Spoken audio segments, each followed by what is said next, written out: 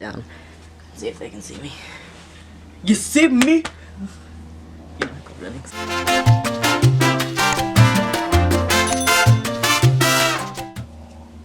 Hi, I'm Shanice. And I'm Devana. We are 90 Day Sisters. It has been forever since we did a video. I think the last time, I edited a video and put it out a few weeks ago, but we had recorded it so long ago. Like a month. Like, this is just a lot, and it's a bit of a mess, so we've been, like, I don't know, pulling back, just letting it be, I guess. So, yeah, here we are back to give you guys an update on what's been happening since we last recorded. If this is your first time watching, welcome. Please like, comment, subscribe, all that. Follow us on Instagram. All the links and information are below. If you are just watching, we are sisters that both happen to be in international long-distance relationships. Her fiance is from the Dominican Republic, and mine is from Jamaica. All right. Well, this is awkward. Going again. So, say where your fiance is from and when you guys got engaged. My fiance is from the Dominican Republic, and we got engaged March 2020. There we go. And my fiance is from Jamaica, and we got engaged December 2019. So it has literally almost been a year. I can't even believe it. It's ridiculous. Yeah. So here we go, just giving a little update. Please, if you want like more filler information, more background, check out our other videos or ask questions so we can interact and answer those. But we're just going to give like a overview update of what's been going on. Let's talk about first when we submitted our application. So when did you submit yours? So I don't remember the exact date. I just remember it was the end of May, because I got my notice that they got it on June 4th, 2020. And I submitted mine, I'm pretty sure it was June 18th. They sent me the notification that they got it, which is the official start date, on June 23rd. When I mailed my packet in, I think I just put it in a manila envelope, and then maybe I bought like one of the plastic ones to go over it just because it's all paper. It was probably a little less than $20 to mail. The Case Tracker app. So you talk about that because you found it.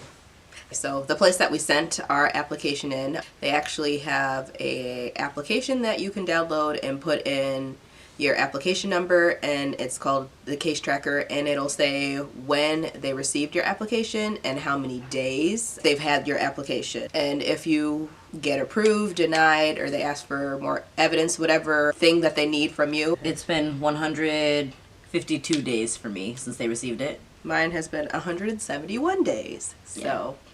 And she put hers in, and I was like, oh God, she put hers in. I need to put mine in. Yeah. So, yeah. We were really hesitant to start anything because most people don't, but if you've had reason to keep up with immigration or things like that, you know that there's been all the issues with USCIS and federal funding, and then there's been, the president and things that have to do with immigration, and it has just been a disaster. It's been a lot to keep up with, and I feel like for me, I was just kind of like, why even like throw myself into this, because there's so much going on and it's just never ending. It was up, it's down, they have money, they don't have money, they're taking cases, they're not taking cases. So I guess the way we figured it is we might as well just jump in line because the line's going to be long no matter what. I found this website person called Visa Tutor, and it's actually really cool, if any. So if anybody's doing like, I don't know if he does other immigration application stuff. I'm not 100% sure if he helps out with that, but I know he does a lot of like marriage visas and the fiance visa. I know he does that for sure. But he kind of just, it's like free help you can pay to take his class and have access to him 24/7. Or maybe if your case is more difficult, maybe have specific questions or something. Yeah, if you don't want to necessarily pay for a lawyer, he's, I feel like, a really good person to... Alternative. Yeah, but he does have a lot of experience, and he can answer your questions. But anyway, so I use Visa Tutor. I had a few questions about the application, and I emailed him, and he just emailed me back. I didn't have to pay for it. There's like a lot of forums where you can look at questions. Just, people will ask questions about the application, the visa process, anything like that. and they will just answer your questions. So you don't even necessarily have to email them, because probably somebody has already asked that question before. He has a website. He has, I believe, Facebook. I'm not 100% sure about Instagram. You can email him. I'm actually on like his email newsletter, where he used to send out emails once a week, but now since immigration has slowed down significantly, he emails, I think it's like once a month, but he just kind of gives information like ideas, reminding you of like maybe this is time, if you have like if you're approved, maybe you should start looking at the things that you need for the embassy, just things like that. And it's a really great tool to help. So if anybody's doing this, marriage or fiance, because I don't know about the other ones, definitely look him up. I definitely enjoyed using him. He helped a lot. Okay, so we are going to probably not go into a significant amount of detail because there are a lot of videos on this already, and that's what we use to do a lot of this. But just the application and what it actually is, what we kind of included in it to get general idea. So the first thing that goes on there is the table of contents, which just kind of, you write, you know, my name is so-and-so, I'm getting married to so-and-so, or I am married to so-and-so, and we are submitting this petition saying that we intend to get married. Here's what's included, and you want to lay everything out as far as what you're including in there, okay? So the first thing is, it's a form, and all these papers are on the USCIS website. You just need to fill out the forms and read the instructions. You know, when I watched some videos and people were like, it was months for me to get this together. I think those people are extra. I put mine together. I didn't start doing it until after she put hers in, and as you see, I turned mine in, I don't know, 2, maybe 3 weeks later, and that was with dawdling. So this really doesn't need to be all that. It doesn't take all that, so don't be so stressed. I know people that are like, oh my gosh, I have hundreds of pages. They're not going to look at hundreds of pages. Don't waste your time, you know, overdoing things. It's just totally not worth it. Just go with what they say and submit it, you know? So that's just my advice. So the first thing is the form that tells you about money. So you do have to pay for this application, but you have to submit the form of payment. And again, on the instructions for this, which is the I-129F form, it gives you all the instructions on what to include. So the first thing you need to submit is the payment, $535, and that does not include the shipping fee, you know, that we mentioned earlier, which is probably like $20. Printing costs, anything. Yeah, or printing costs, all those extras. That's just the fee for them to look at it. Okay, so that, you know, if you put a credit card number in there or whatever, then you have to put your credit card information, you have to sign it, or you have to submit the money order. Again, read the instructions, it'll tell you how to submit the payment. So the next form is called the G1145 form. Don't quote me on this, but I think it's the email. You're able to allow them to email you any type of information dealing, I guess, with your application. Don't quote me on that, but I'm pretty sure that's what it's for. This has been, again, we're just filming this November. We sent this in June, so you know, yeah. I think that is what it is as well. The next thing is the I-129F, which is the main entire application for the visa, and that is 13 pages with the base, but then, you know, like, you're supposed to put in the last 5 years of addresses. Let's say you moved a lot, then maybe they don't have enough spots for you. You then have to add extra sheets. So it's 13-page base plus whatever additional room you needed to add, you know, supplementary information. So keep that in mind. And that form is really straightforward. It's like a job application, kind of, you know? I think some of the questions are slightly difficult. I think they just word them. Word them tricky? Yes. Yeah, so some of them I had to, like, once again, if I didn't know how to, if I didn't know what the question was asking, I actually emailed Visa Tutor, and he, you know, kind of laid out what they're asking. So that was very, very helpful for me, because I'm super bad at interpreting questions, plus this was a stressful situation for me, not her so much, but yeah, that helped. So I'd say it's pretty straightforward.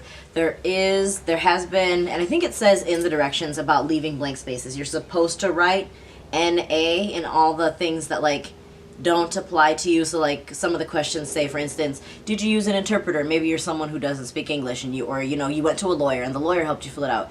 We didn't do any of that. So in all those spaces where it was asking for their address, their name, the business, NA or none, you don't want to leave things blank. That is a no-no. I saw something recently, I don't remember where, but it said that if you left things blank, that could be reason to reject your application. I think they're making up stuff at this point as reasons to throw it out. Don't give them any reasons to throw it out. This takes too long to play games. Yeah. So they ask for, I guess, kind of like how you met. So they give you, I think it's like 4 lines to write in. I wrote a whole kind of A story. I did too. I added a whole story, and then dealing with my fiance. He has actually came to the United States before, and he's also traveled other places. So we also had to put those.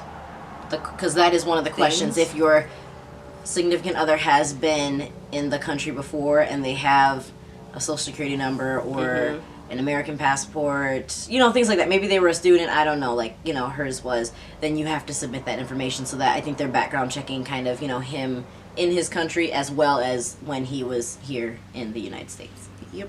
And I didn't have to do that because my fiance hasn't been here. So some things don't apply. Again, NA, keep going. Okay, so the letter of intent to marry. There's the petitioner, which is us. We're the person asking for them to come to the U.S. And then there's the beneficiary, the person, I don't know, I guess that benefits from us asking that gets to come. So we both wrote a letter. It was, again, I used the wording of someone else. You can literally Google this. There are examples. I don't think the wording exactly matters as long as you hit some key points. Just kind of, you know, my name is this. I am planning to marry so-and-so. So just saying basically that you're planning to get married and you plan to follow the rules while doing so. Yeah. And so I had to do that, sign it, date it, put the address on top. And then he also had to do one. I literally just did the template and he just had to put his name in it, sign it. And then I had him mail it to me because you can't use electronic signatures, I'm pretty sure. Or if you can, that wasn't a risk I was going to take. So, I think you can. I think they said it's okay, but I was just like, I felt better having him sign it with ink or whatever and then sending it. Because we had time. It's not, I guess if you're in a rush, I think you can do it. I think they say that's okay. I don't remember. But just how picky they are, I was like, let me just have him actually sign it. And once again, I think I had him sign it, and I don't even know if he mailed it to me. I think I had him actually sign it and scan it and send it to me. I don't know. Okay. Well, it's up to you to take that chance, but do some research. I know that I had him physically print it out, sign it, and then mail it to me. So if your person lives super far, or maybe you're on a time crunch, like she said, decide that. But Google that because I'm not sure. Yeah. So you have to have passports, both your fiance's and yours. So I took pictures or scanned all of my pages, even if they were blank, because I heard some people say that you don't need all the pictures or all the pages, even if they're blank. Others said you do. So I was like, well, I didn't add blank pages. I just did the main biometrics page, and then I did your stamps. The stamps of me having said that I've actually been to Jamaica before. I don't know. So I was super thorough. There's some gray area in this if you can't tell. Yeah. So I just made sure I had him do all of his, and then I did all of mine. And then you have to have a passport picture for both. So I had those attached as well. And then anything that they could find, I say just put it in there. Just the petitioner, the American's birth certificate. I think that's just to show that you're an actual, like, U.S. citizen. Yeah. Or whatever, I guess, whatever documentation you would have, if you're naturalized or a green card holder, whatever that is that says, you know, you're able to be the one asking for this. You had to have 2 passport pictures. And something to note in all of this, I don't know what you use. I think you use those clamps, those black clamps with like the 2 prongs. Binder clips. Yeah, binder clips. Or paper clips. They specifically ask you not to staple anything. Yes. So again, don't give someone a reason to be like, because I'm sure they're all too happy to throw it out. Don't put anything together like that. Some people do binders and do like sleeves and all that stuff. I didn't want to do all that. But I think that makes they it said heavier, more expensive. They want it to be easy to take apart. I think that specifically says like make it easy for them to take apart if they need to find things. So I feel like binder clipping it together, they can take it apart, put it together, whatever. So yep. Evidence of meeting in the last 2 years. So that is very specific to your relationship. I put pictures in there. You put pictures in there. So pictures of us together. I put if you have hotel stays, maybe you have receipts from shopping there, receipts from hotel stays. I put itineraries from flights. I put my letter from Peace Corps saying that I had served there in there to show that I had lived there. Just any proof of anything having shown that you actually, you know, were there at the same time. And it's very important for those pictures and things like that, pictures, receipts, all of that, date it. Date everything. And also make sure you say, like, where it's from. Like, I put where we were, the hotel, the country, and the city, and then put the date so they can't question. Yep, I don't know how they verify, but I don't know. Again, not leaving gray spaces where I can afford not to. So definitely you can do things like, what else could you do? Facebook post, you can screenshot Facebook post. I've heard some people screenshot Facebook friends to show that they have mutual friends. We did text chats and call logs. I just screenshotted those. Okay, so the last thing in the packet is evidence of relationship. So what I did, this is the one where I had friends. Like, I texted some of his friends, he texted my sister, my friend. We put those in there, and then Devonna actually wrote a letter saying that they're actually together, and she wrote one for me as well. Yes, so we put that in there. I added more pictures. I think this was the one where I actually printed out pictures instead of like how she did a collage. I also did a collage. I think I actually printed out pictures for this. And I think that's it that I put. I think that's all that I put in there. Again, because we have a son, I put paperwork showing that we had a son together. So if that's a birth certificate, if that's documentation saying that you're going to get the name on the birth certificate, or if you have anything just saying, you know, that you have something together. It could be bank accounts. If you have bank accounts, we don't have those, you know, things like that. All that stuff that shows you are serious in some sort. Put that on there. So those are just some ideas, but again, does not cover all the possibilities of things you can include. And I think that's it. That's all we put in there. So let's see. Some things that we've learned or used since. So we have found these amazing WhatsApp groups for people that are in international relationships, specifically from Dominican Republic and Jamaica. When I tell you, I don't keep up with it because they talk too much, but they have such valuable information in there. People from all steps of the process that have all sorts of experiences. Some of them have kids, some of them don't, some of them have been married before, some of them have, you know, like all sorts of scenarios. And so it's really helpful to be able to throw a question out there and they're like, oh man, I ran into that, or oh, call this, or oh, email this number. Super helpful. I've also found some Facebook groups, and also just for emotional support, you know, having someone really understand what you're going through. Excellent. I recommend looking for them if you want the links to the groups. Yes. Mine is for women only, but let me know. I'll send it. It's the government place that you send your application to and you get approved, denied, or they ask for more evidence. That has been a hot mess. So we turned our applications in. They generally, usually on the website it says 5 to 7 months. So like when you go to the actual USCIS website, it'll say specifically that's the time frame they say. So you kind of keep track of that. Well, WhatsApp group, they're so good at keeping track of. Somebody screenshot it, and that website, they changed it from 5 to 7 months to 6 to 8 months, I believe it is now. So you should have heard something, but clearly we're at that 5-month mark in radio silence, so. Nothing. But, so yeah, they have pushed back the date, so I was expecting, I should have heard something by January 4th. Now I believe it's pushed back to February, technically. So I have to hear something by February. But also, once again, they changed it, they pushed it back so they can push it back more. So, yeah, they're trying to play with us. So yeah. So there's also been issues with like funding.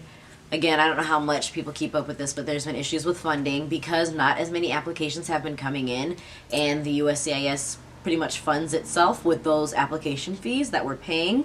Since applications were not coming in, they have been losing serious money. They've let go of employees. Well, I don't know if they actually did. They were going to let go of like 13,000 employees, which means everything's backed up and slowed down. They were going to shut down at some point, you know, with COVID, and I mean, it's just been an absolute mess, and things are very up and down, and that could still change at any point in time. So right now things are going slowly. They're not at full capacity, so things are extremely slow. There is no one can give, and no one is giving, well, they could give, but they're not. No one is giving a definite timeline of what you could expect. 6 to 9 months was like the original normal timeline from beginning to yes, they can come.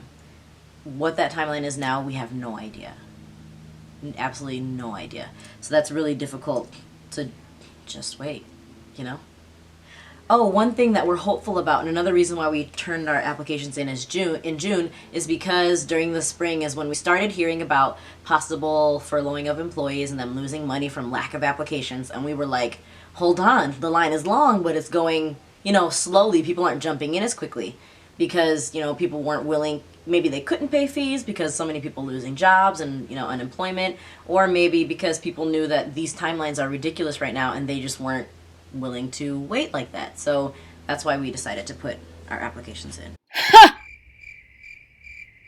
But that was not, it wasn't like a demand or a decree. It was kind of like, it was really a suggestion because that's how the embassies are taking it. Some of them are like, oh yeah, we're going. Some of them are like, no, we are still shut down completely. And again, Facebook groups, K1 visa Facebook groups, there's information on those, and you can see in different countries what's happening and what's not. And last thing, what's next? Well, just waiting on the NOA 2. Yep. Notice of Action 2. So that's what's next for us. And then, yeah, once we get our NOA 2, I guess hope and pray the embassy is open and carry on and do everything else that we need to do. I guess hope and pray that we get approved. Maybe that's the first thing I need to worry about. But yeah. Yeah. So for me, just waiting on the NOA 2. Also got personal things over here that need to get in line before we can move forward with our process. So that's all the news we've got for now. Got some big announcement coming up, so hopefully you guys stay tuned for our next video. Thanks for watching. I know this was long. I'm going to try to trim it down to essentials, but thanks for watching, guys. We'll see you next time. Bye. Bye.